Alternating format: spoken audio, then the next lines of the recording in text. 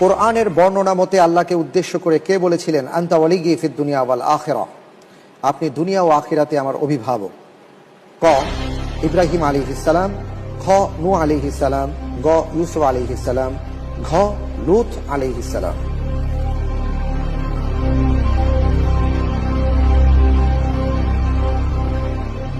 দুনিয়া এবং আখিরাতে আপনি আমার অভিভাবক, আপনি আমাকে মুসলমান হিসাবে মৃত্যুদান করুন, আমাকে সৎলোকদের অন্তর্ভুক্ত করুন, এমন একটি আয়াত আছে।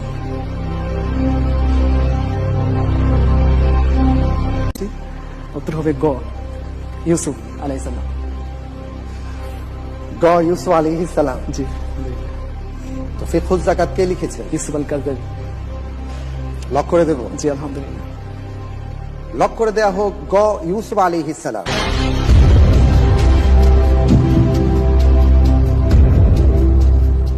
আপনার উত্তরটি সঠিক হয়েছে। আলহামদুলিল্লাহ। আলহামদুলিল্লাহ। জি।